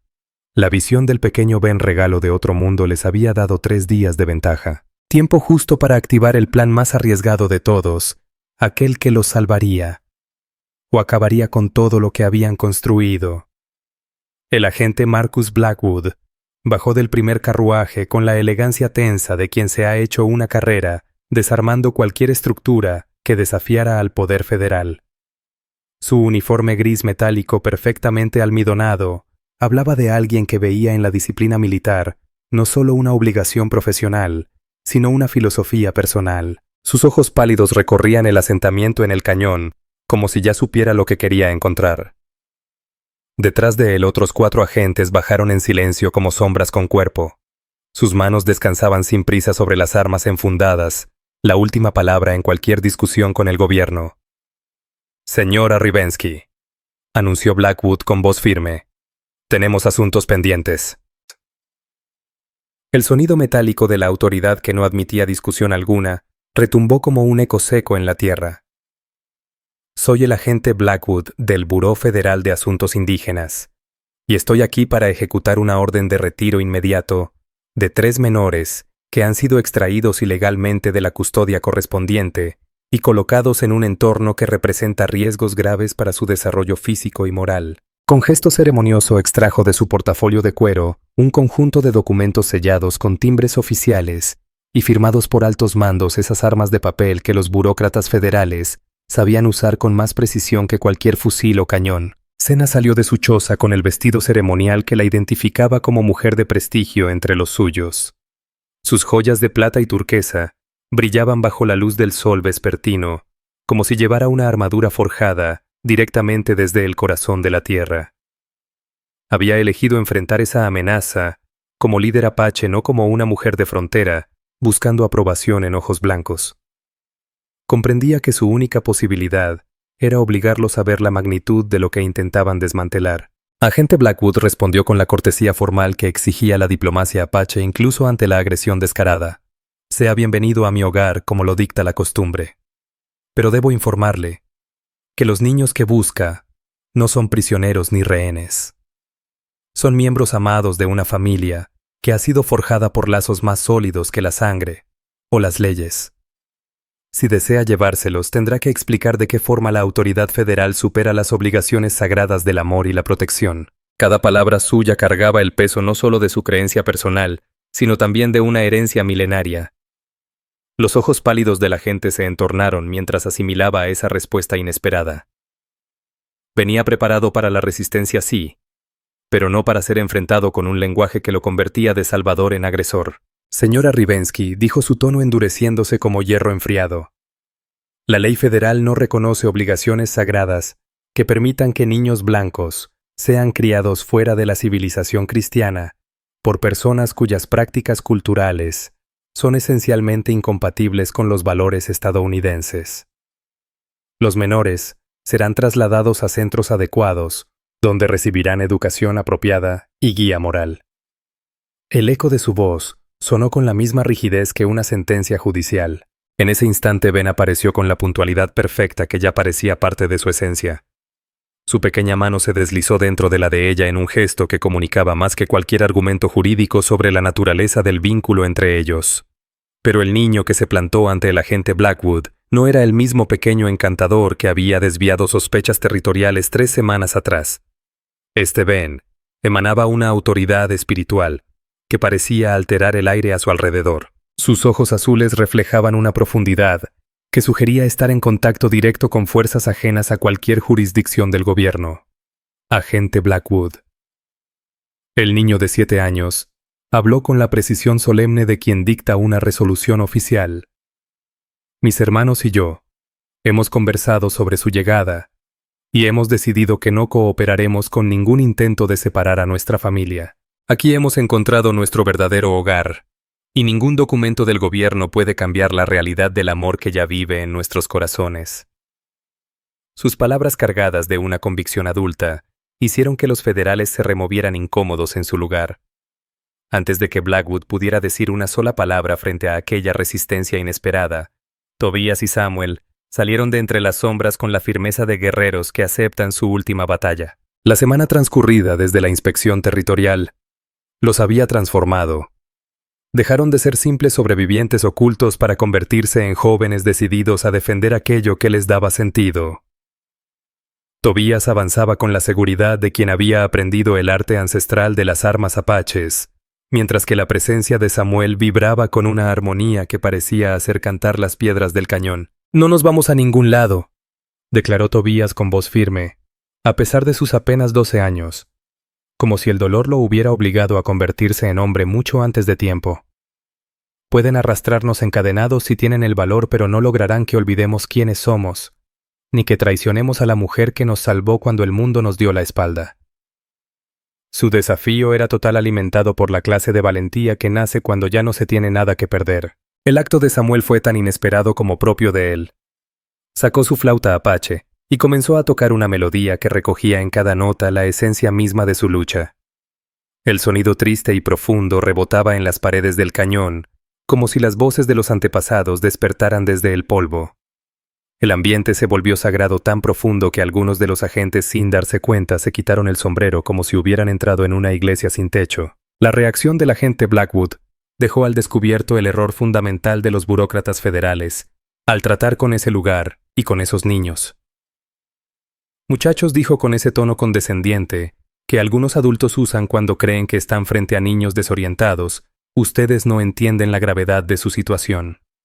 La señora Ravinsky Les ha llenado la cabeza con fantasías sobre la vida de los indios, pero la realidad es otra. Necesitan educación adecuada, guía cristiana y formación para convertirse en ciudadanos útiles dentro de una sociedad civilizada.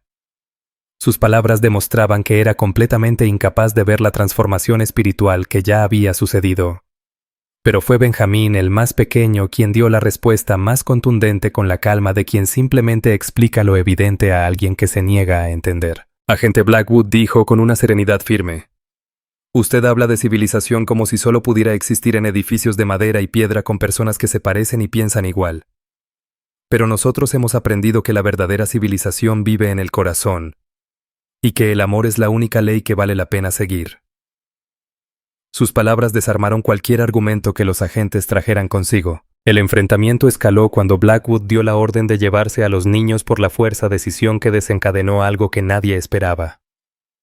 Cuando los hombres comenzaron a acercarse, la acústica natural del cañón amplificó el sonido de la flauta de Samuel hasta que parecía brotar de las piedras mismas, como si el paisaje se rebelara contra ellos. Algunos agentes se detuvieron incapaces de avanzar, paralizados por la sensación de estar enfrentando algo más allá de lo humano. A la vez, los dones espirituales de Benjamín se manifestaron de una forma que rompía todas las leyes conocidas por los forasteros. El aire a su alrededor comenzó a brillar como si la energía que lo rodeaba pudiera verse vibrando con una intensidad que hacía temblar las certezas de los hombres de uniforme. Hablaba como si cada palabra llevara consigo la memoria viva de los ancestros apaches, guardianes incansables de su tierra sagrada, ante cualquiera que intentara profanarla. «Llegan aquí con sus documentos, sus placas y sus armas», dijo. Su voz, aunque solo tenía 7 años, se esparció por todo el cañón como un eco antiguo, pero no entienden que este sitio está resguardado por fuerzas más antiguas y poderosas que cualquier gobierno. Los espíritus de esta tierra nos han aceptado como su descendencia continuó, y no permitirán que se nos arrebate por quienes sirven únicamente a las leyes frías de los hombres, aquellos que han olvidado cómo escuchar la voz del Creador. Sus palabras eran mitad advertencia, mitad presagio. Los agentes federales se dieron cuenta de que estaban frente a algo que su adiestramiento no abarcaba, una resistencia que no era física, sino espiritual, en donde su autoridad simplemente se disolvía. Algunos comenzaron a murmurar plegarias con los labios tensos, mientras otros volteaban con inquietud hacia los muros del cañón, como si esperaran una manifestación del más allá en cualquier momento. El intento del agente Blackwood por retomar el control mediante la fuerza resultó desastroso. Ordenó que tomaran a Ben a la fuerza. En cuanto uno de los agentes tocó al niño, un estruendo como de tormenta resonó en el cañón, a pesar de que el cielo estaba completamente despejado. El agente fue lanzado hacia atrás como si hubiera agarrado un rayo. Todo sucedió frente a testigos sin que hubiera forma alguna de justificarlo con explicaciones racionales o informes administrativos. «¿Qué clase de brujería es esta?», exclamó el subagente Morrison, con el rostro descompuesto mientras observaba a su compañero tambalearse. «Estos pueblos están haciendo algún tipo de hechizo indígena, usando al niño como canal para sus ritos paganos. Debemos solicitar refuerzos militares y tratar esto como un evento sobrenatural hostil, no como un simple caso de custodia», añadió, dejando al descubierto lo rápido que podía desmoronarse la seguridad federal cuando se enfrentaban a lo inexplicable. Fue entonces cuando Sena dio un paso al frente, eligiendo intervenir antes de que el conflicto se volviera irreversible. Agente Blackwood dijo con la calma de quien ya había enfrentado situaciones similares: «Con diplomacia propongo un acuerdo que cumpla con sus exigencias legales y al mismo tiempo respete las realidades espirituales que acaban de presenciar». Su tono era firme pero conciliador. «Permita que mis hijos permanezcan conmigo durante 1 año. En ese tiempo ustedes podrán evaluar sus avances educativos y su desarrollo moral de acuerdo con los criterios que ustedes mismos establezcan». Era una propuesta pensada con precisión, ofreciendo una salida digna para los agentes federales. La propuesta obtuvo un respaldo inesperado, y de una fuente aún más sorprendente desde los bordes del cañón, emergieron Cuervo de Pluma y una comitiva de líderes apaches, hasta entonces ocultos. Su aparición transformó el caso de custodia en un asunto diplomático con posibles repercusiones internacionales. El rostro curtido del jefe de guerra reflejaba la determinación de quien está listo para proteger lo sagrado a toda costa. Frente a cualquier amenaza, mientras sus guerreros demostraban la ventaja táctica, que les daba a conocer cada piedra, cada sombra de aquel territorio, como si fueran sus propios huesos. Territorio ancestral. Agente federal. Pluma de Cuervo anunció en inglés con fuerte acento pero en una dicción nítida y firme. Estás pisando tierra apache garantizada a nuestro pueblo por un tratado firmado por tu propio gobierno. Estos niños han sido aceptados en nuestra tribu a través de ceremonias sagradas que sus cortes no tienen autoridad para revertir. Si intentas llevártelos por la fuerza, estarás violando tanto la ley federal como la soberanía apache. Su intervención añadió capas de complejidad legal que convirtieron el asunto de custodia infantil en algo mucho más delicado, rayando en un conflicto de alcance internacional. El enfrentamiento que siguió puso a prueba el valor y el juicio de todos los presentes, mientras diferentes fuerzas legales, espirituales y prácticas chocaban buscando una salida justa. El agente Blackwood quedó atrapado entre las órdenes explícitas de llevarse a los menores y la creciente comprensión de que hacerlo podría desencadenar consecuencias muy por encima de su rango. La sola presencia de guerreros apaches armados volvía cualquier uso de la fuerza en una catástrofe latente. Además, los sucesos que rodeaban a Pequeño Ben insinuaban presencias más allá de lo que la formación federal podía abarcar. Fue la intervención final del niño lo que abrió una solución aceptable para todos. Con pasos tranquilos caminó hacia el agente Blackwood, pese a la tensión que cortaba el aire como antes de una tormenta eléctrica. Colocó su pequeña mano sobre el brazo del agente y habló con la seguridad de alguien que canalizaba voces antiguas. El mundo físico, agente Blackwood, dijo el niño con una ternura difícil de imaginar en alguien tan joven. Usted vino creyendo que protegía a estos niños del daño, y esa intención es noble, honra su corazón incluso. Aunque sus métodos no sean los mejores, le pedimos que piense que el amor en sí es la mayor protección que puede recibir un niño, y que los lazos familiares forjados en el sacrificio mutuo no se rompen con papeles firmados en oficinas lejanas.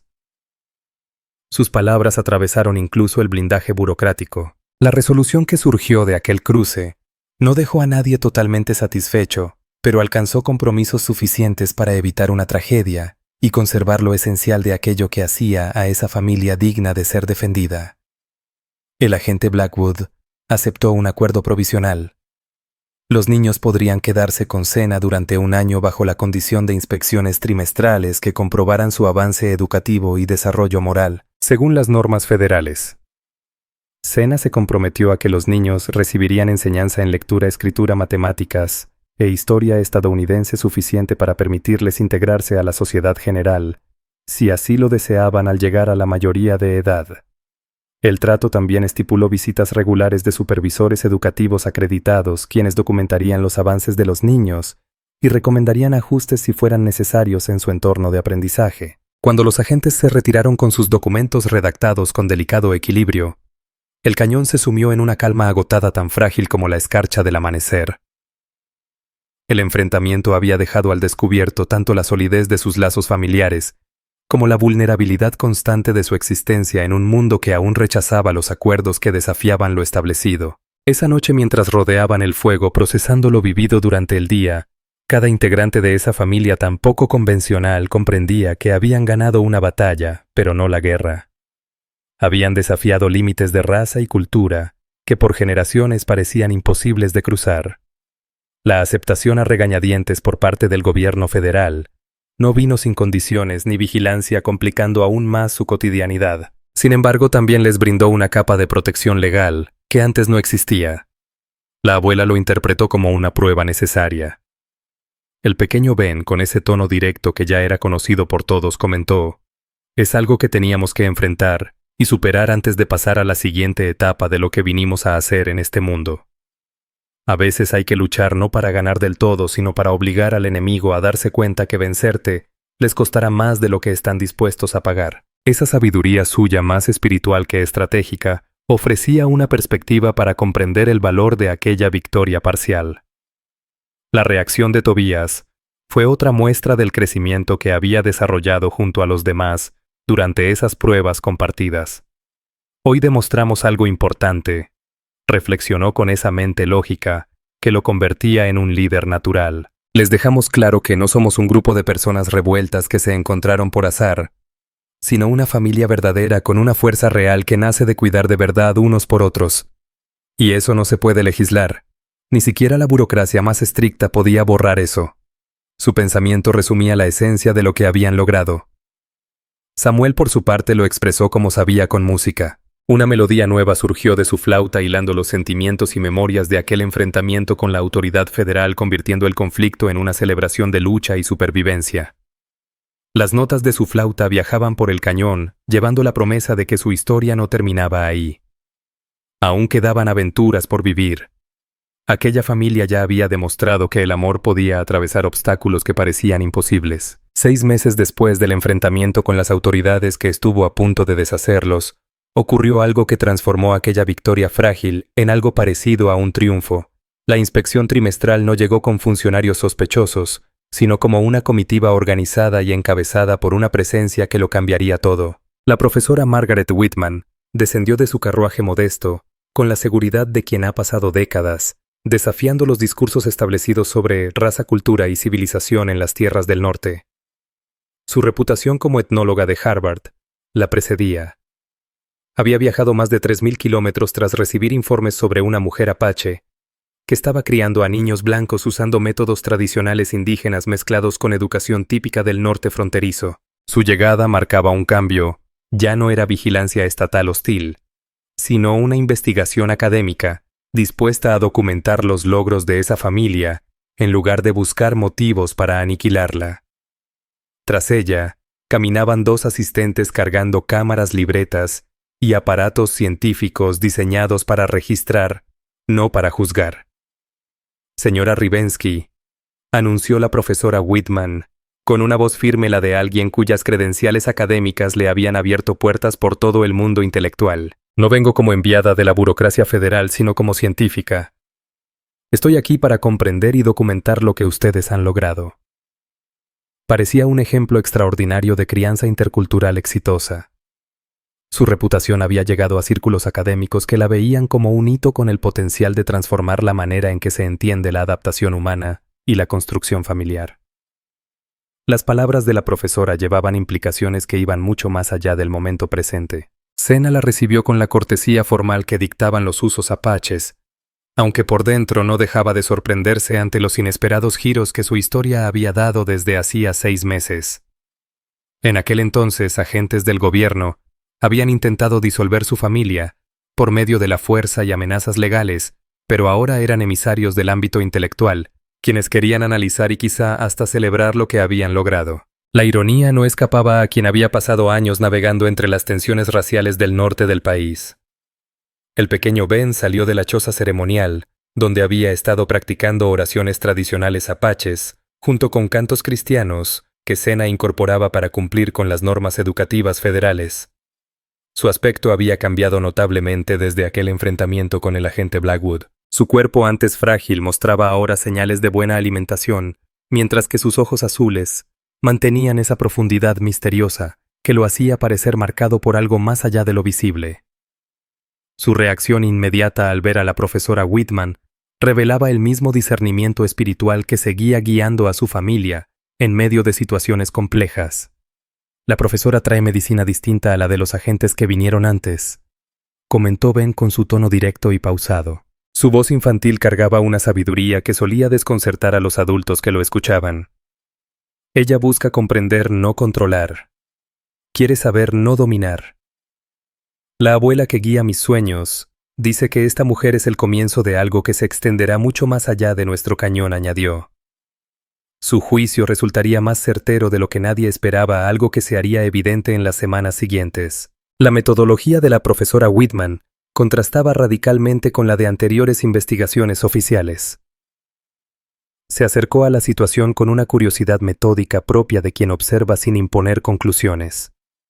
En lugar de buscar faltas a las leyes o evidencia de pérdida cultural, documentó los avances sorprendentes del niño, su dominio de tradiciones múltiples y la claridad emocional que demostraban, convirtiendo posibles críticas en motivos de reconocimiento académico. Sin prejuicio alguno, dijo la profesora durante una entrevista minuciosa, tus capacidades matemáticas superan a las de muchos chicos de tu edad que asisten a escuelas tradicionales. y tu conocimiento en ciencias naturales es notable considerando el entorno educativo no convencional. ¿Podrías explicar cómo la señora Rivensky ha logrado impartirte una formación tan completa mientras preserva tu conexión cultural?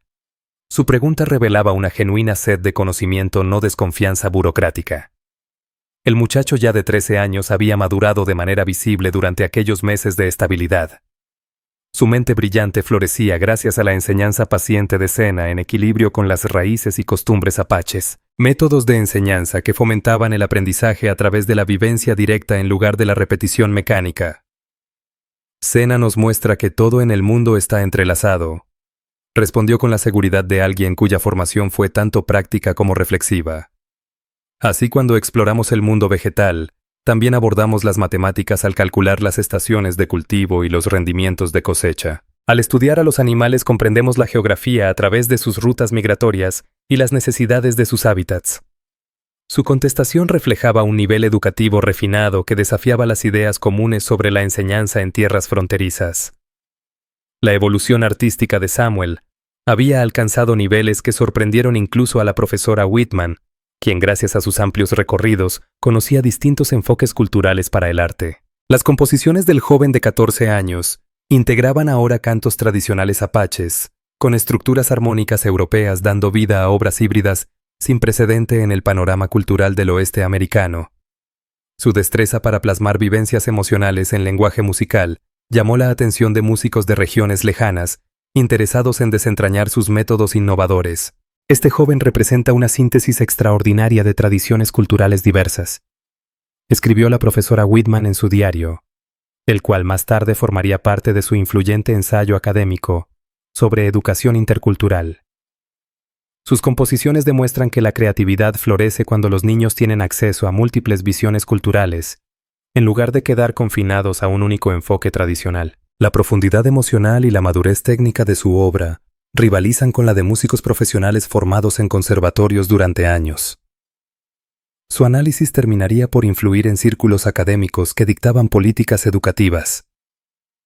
El hallazgo más profundo de la profesora estuvo relacionado con el extraordinario desarrollo espiritual del pequeño Ben, que seguía manifestándose de formas que desafiaban la comprensión habitual del desarrollo psicológico infantil. Durante las 2 semanas que lo observó, registró múltiples momentos en que el niño demostró saber cosas que no podían explicarse por los sentidos comunes, predicciones acertadas sobre el clima, el comportamiento animal e incluso los estados emocionales de personas desconocidas.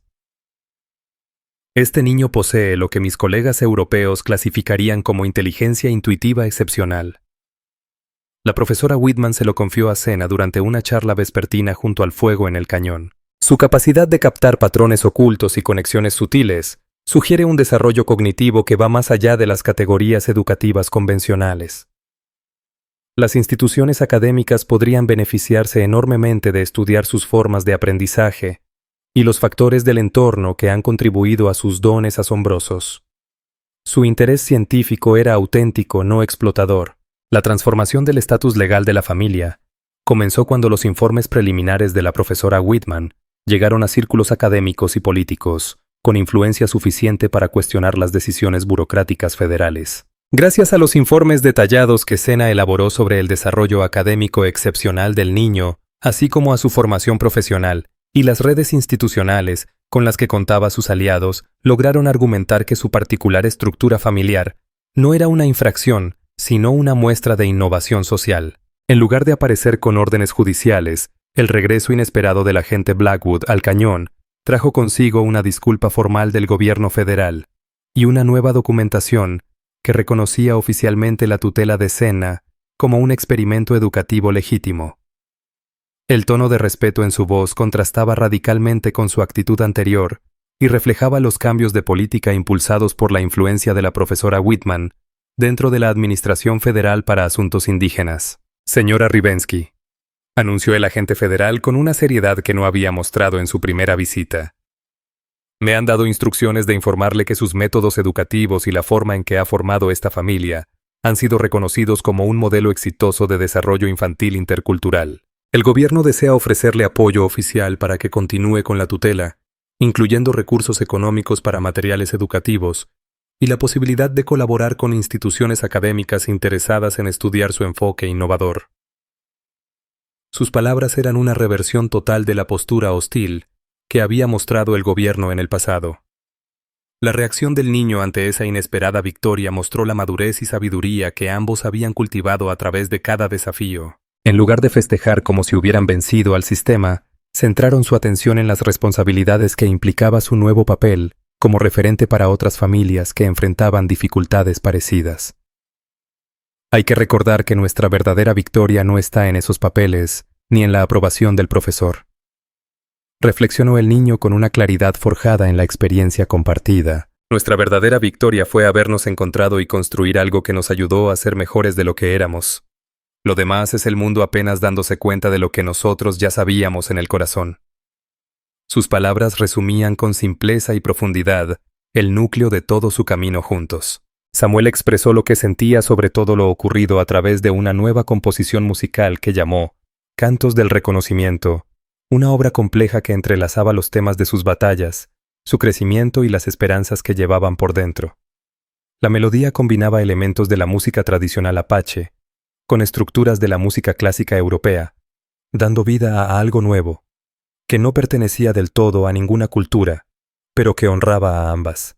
La última reflexión de Ben sobre sus momentos más oscuros serviría como luz en el camino por venir.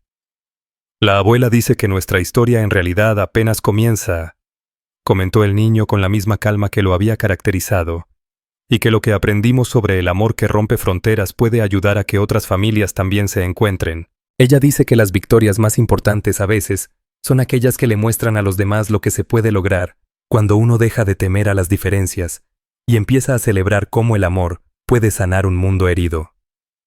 Sus palabras llevaban un tono profético, una promesa de nuevos caminos por recorrer, mientras el otoño pintaba el cañón de tonos dorados que transformaban los muros de piedra roja en catedrales naturales. La familia que había nacido en una subasta desesperada se había convertido en algo sin precedente en la historia de la frontera. Habían demostrado que el amor sí podía superar las barreras raciales, que el conocimiento no dependía de las aulas tradicionales, y que las familias formadas por elección podían ser más sólidas que aquellas unidas solo por la sangre. Su triunfo no se medía en enemigos vencidos, sino en haber transformado la resistencia en entendimiento, y el miedo en una celebración de lo que puede lograr el espíritu humano 25 años después de que una viuda apache causara asombro en un mercado del norte. En aquella subasta fronteriza había adquirido la custodia de 3 niños huérfanos con costales cubriéndoles el rostro. Hoy ese cañón de piedra rojiza que alguna vez resguardó su peculiar familia se había convertido en un símbolo vivo dentro de la historia del viejo oeste. El Instituto Robinsky para la Educación Intercultural ocupaba ahora amplias instalaciones talladas directamente en la roca viva del cañón, donde niñas y niños de múltiples orígenes venían a aprender que el amor realmente puede ir más allá de cualquier frontera impuesta por la ignorancia o el prejuicio. Lo que empezó como un acto desesperado de compasión se había transformado en un movimiento que desafiaba las creencias más arraigadas sobre la raza, la familia y el verdadero significado de civilización en estas tierras.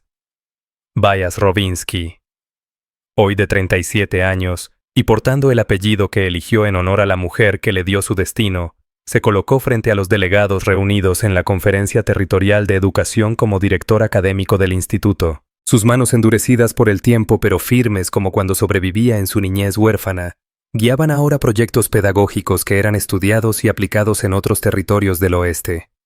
Detrás de él, grabadas en la piedra del cañón en inglés y en lengua apache, se leía la frase que se había vuelto lema de la institución. La familia empieza con la elección, no con el azar. Estimadas y estimados colegas, comenzó Vías al dirigirse a maestras funcionarios y líderes de pueblos originarios que habían llegado desde distintos rincones del continente para conocer sus métodos.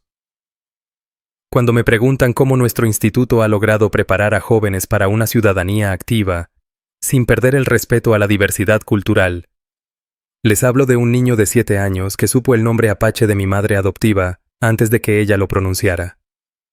Ese niño, hoy el doctor Benjamín Robinsky, se ha convertido en uno de los médicos y guías espirituales más respetados del territorio, demostrando que existen formas de sabiduría que van más allá de las divisiones entre lo que algunos llaman civilizado y lo que otros desprecian como salvaje.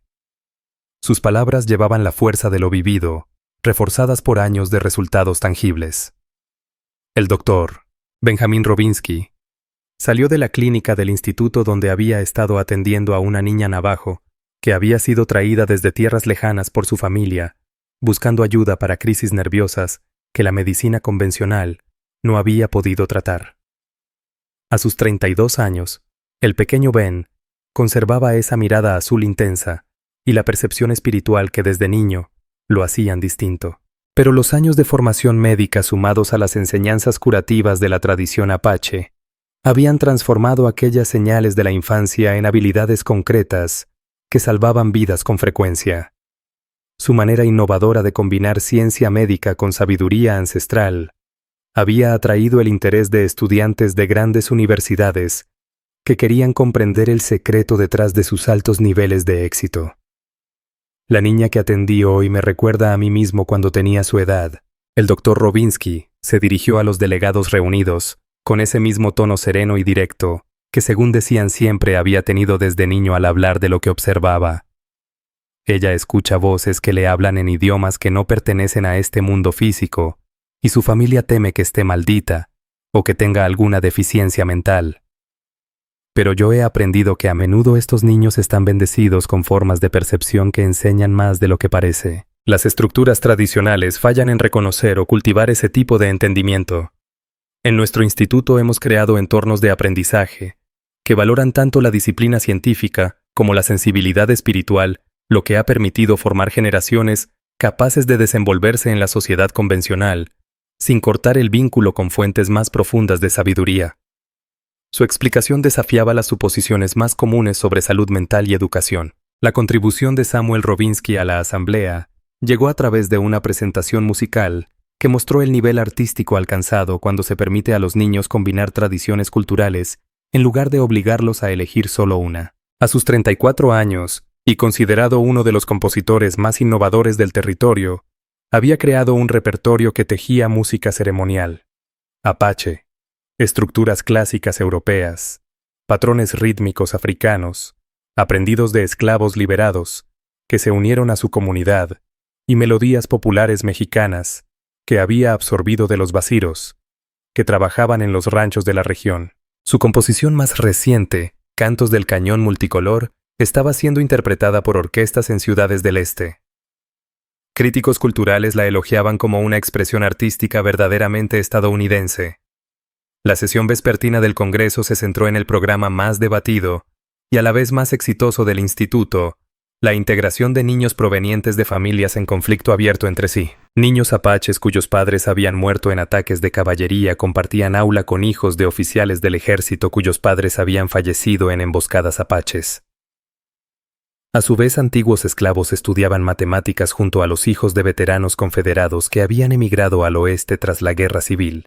Las innovaciones psicológicas y sociales necesarias para lograr que esa convivencia funcionara habían atraído la atención de investigadores europeos dedicados al estudio de la resolución de conflictos y la sanación social. La clave de nuestro éxito, explicó la doctora María Santas Ravinsky, quien en su niñez fue rescatada de manos de los comanches y más tarde se convirtió en directora de servicios psicológicos del instituto, reside en nuestra comprensión de que el odio es un comportamiento aprendido y que puede desaprenderse mediante experiencias estructuradas de colaboración y metas compartidas. Cuando niños de orígenes opuestos se ven obligados a colaborar en proyectos exigentes donde cada tradición cultural aporta fortalezas únicas, descubren que sus diferencias pueden ser fuente de poder, no de enemistad.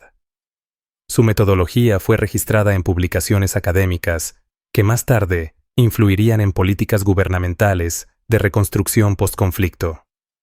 La presentación final de la jornada exhibió el logro más extraordinario del instituto. La primera generación de estudiantes que había completado el ciclo completo de 12 años, bajo el programa que el senador Ravinsky diseñó durante los primeros tiempos de la institución. Jóvenes de entre 18 y 22 años, representando cada grupo cultural presente en los territorios del suroeste, actuaban ahora como una comunidad unida, que había logrado trascender esas diferencias que alguna vez los separaron. respetando las tradiciones que dieron forma a sus raíces, pero desdibujando las líneas que alguna vez separaron lo tribal, lo racial y lo nacional. Una joven apache se alzó frente a los delegados. Hablaba con soltura el español, el inglés y 3 lenguas indígenas. No solo eso, dominaba el arte ancestral de la sanación con hierbas y a la vez las técnicas agrícolas más avanzadas del momento. Junto a ella se encontraba un hombre que en su infancia fue esclavizado y que ahora era maestro tanto de los relatos orales africanos como de las fórmulas matemáticas europeas. Sus aportes a la ingeniería ya habían permitido llevar agua a tierras áridas, transformando zonas desérticas en campos fértiles. También subió al estrado un joven mexicano huérfano, desde los enfrentamientos en la frontera. Con el tiempo se había convertido en un negociador hábil capaz de resolver conflictos entre comunidades de culturas distintas, mediante acuerdos pacíficos y puentes de entendimiento. Lo que ven ante ustedes, anunció Sena, representa el cumplimiento de un sueño. Ravinsky, de pie junto a ellos, tenía ahora 57 años. Su porte sereno era el reflejo de alguien que había visto materializarse la esperanza nacida de 3 niños asustados y una viuda que se negó a creer que el amor debía restringirse por el tono de la piel o por las circunstancias del nacimiento. Estos jóvenes, con sus caminos entrelazados, son prueba viva de que el ser humano puede superar los muros ficticios que políticos y militares han usado para dividir y enfrentar. Sus palabras venían respaldadas por una vida que testimoniaba el poder de un amor ejercido con sensatez y valentía. El último día de la conferencia trajo una noticia inesperada que marcaría el futuro del instituto, mucho más allá de los territorios del suroeste. Una delegación proveniente de Washington llegó con un documento de reconocimiento oficial del mismo gobierno que alguna vez intentó deshacer a su familia. El presidente Rutherford Hayes había firmado una ley que convertía al Instituto Ravinsky en modelo nacional de educación intercultural con financiamiento federal para establecer centros similares en todo el oeste. Y más allá. Marcus Blackwood, ahora director de programas federales de educación indígena, entregó la proclamación con una humildad nacida de su propia transformación desde aquella visita tensa al cañón. Señora Ravinsky, pronunció con tono solemne. Aunque sin la rigidez del funcionario, es un honor informarle que el gobierno federal ahora reconoce sus métodos educativos como el enfoque más exitoso jamás documentado para preparar poblaciones diversas hacia una ciudadanía activa y constructiva. Los egresados de su instituto muestran niveles de alfabetización superiores, mejores aptitudes para resolver conflictos y una notable creatividad para solucionar problemas, incluso comparados con escuelas convencionales. Su declaración representó la validación total de lo que tanto habían luchado por mantener. Los dones espirituales de Benjamín, que en otro tiempo se veían como anomalías peligrosas para la autoridad federal, ahora eran materia de estudio. Investigadores buscaban comprender la inteligencia intuitiva y su posible aplicación en diplomacia, medicina y resolución de disputas. El doctor Benjamín, sin embargo, prefería seguir en el cañón, el sitio donde sus habilidades fueron reconocidas y cuidadas por primera vez. La abuela que guió mis sueños de infancia, comentó la doctora Ravinsky frente a los delegados reunidos en la ceremonia de clausura del Congreso, solía decirme que la historia de nuestra familia resonaría a través de generaciones aún no nacidas, generando ondas de sanación que se extenderían mucho más allá de lo que podríamos imaginar en vida. Hoy comprendo lo que quiso decir, porque cada joven que se gradúa de nuestro instituto lleva consigo estas enseñanzas a sus comunidades por todo el continente, donde criarán a sus hijos con la certeza de que el amor no reconoce fronteras. Fronteras que ni la sabiduría humana puede superar. Sus palabras tenían el tono de una profecía cumplida. La apertura de sedes en California, Texas, Colorado y Montana era la concreción práctica de principios que habían sido probados y perfeccionados en aquel laboratorio original, enclavado entre cañones. Cada nuevo centro adaptó la metodología central a las particularidades culturales del entorno, sin abandonar el compromiso esencial: demostrar que la diversidad no debilita sino que fortalece a las comunidades humanas cuando se comprende y se gestiona con respeto. La reflexión personal de Sena sobre todo lo vivido ese día, compartida más tarde con sus 3 hijos, en un encuentro íntimo en casa, dejaba ver la verdadera dicha que nace al ver cómo el amor bien guiado no solo transforma personas, sino también estructuras sociales completas. Cuando los vi a ustedes 3 de pie sobre esa plataforma de subasta con costales cubriéndoles la cabeza, murmuró con una voz cargada de los años que tomó volver real lo que parecía inalcanzable. Escuché a mis antepasados, susurrándome que ese momento cambiaría todo para incontables niños que aún no habían nacido. Esta noche entiendo que esa profecía se ha cumplido de maneras que ni mis sueños más ambiciosos alcanzaban. Sus palabras reflejaban la plenitud de una vida dedicada a servir algo más grande que la propia existencia. Tobías se había convertido en un hombre cuya capacidad de liderazgo atrajo la atención de gobiernos territoriales, interesados en nuevos enfoques para la integración cultural y el desarrollo educativo. Su matrimonio con la doctora Elena Martínez, una médica española que se unió al equipo de salud del instituto, dio lugar a 3 hijos que crecían trilingües y biculturales, representando a una nueva generación de estadounidenses para quienes esa diversidad sería tan cotidiana como el pan y la sal. Los logros artísticos de Samuel habían trascendido la composición individual. Fundó el programa de preservación cultural del Instituto Kabalik, donde se documentaban relatos, melodías y técnicas tradicionales de decenas de pueblos distintos, al tiempo que se promovía su fusión en nuevas formas de creación.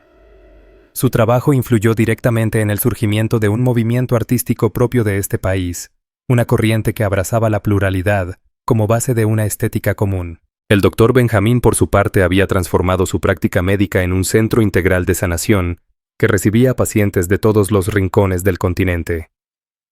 Allí no solo se atendían síntomas físicos, sino también causas espirituales del malestar. Su habilidad para combinar diagnósticos científicos con saberes ancestrales dio lugar a tasas de recuperación que la medicina tradicional no lograba explicar, lo que derivó en el nombramiento como asesora de programas federales de salud dirigidos a comunidades originarias. Marcó un nuevo capítulo. Mientras el sol se ocultaba detrás de las paredes del cañón que había ofrecido refugio durante los años más frágiles de su vida familiar, 4 almas unidas por los senderos insospechados del amor y el destino contemplaban el legado construido con paciencia y convicción. Su historia comenzó en una subasta desesperada y un reconocimiento que escapaba a toda lógica, pero había crecido hasta convertirse en algo que dejaría huella en la historia de México y más allá por muchas generaciones. La última anotación en el cuaderno personal de Sena, escrita aquella noche bajo la luz del fuego, como lo había hecho fielmente cada noche durante 25 años, capturaba la verdad esencial que había guiado su travesía extraordinaria. El amor, cuando se ejerce con sabiduría y valor, puede transformar el mundo. Una familia a la vez, un niño a la vez, una decisión a la vez. Empezamos siendo desconocidos, separados por el color de la piel, por la cultura y por la circunstancia.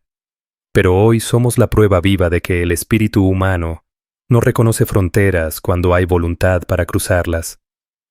Que nuestra historia sirva para animar a otros a dar el mismo salto de fe que nos unió, escribió. Y que el amor que compartimos continúe expandiéndose hasta que todos los hijos de Dios comprendan que pertenecen a una sola familia. Décadas después, sus palabras serían halladas por historiadores que investigaban los cambios sociales del país y serían citadas como evidencia de lo que puede lograr la gente común cuando se deja guiar por un amor fuera de lo común.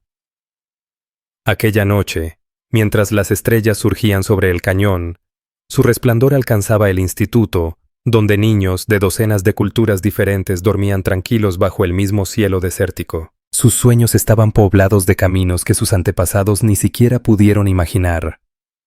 A lo lejos el canto de los coyotes repetía las melodías ancestrales, mientras el viento nocturno traía consigo la promesa de que el amanecer abriría nuevas oportunidades para demostrar que el amor sigue siendo la fuerza más poderosa en un mundo que apenas comienza a comprender la belleza de su diversidad.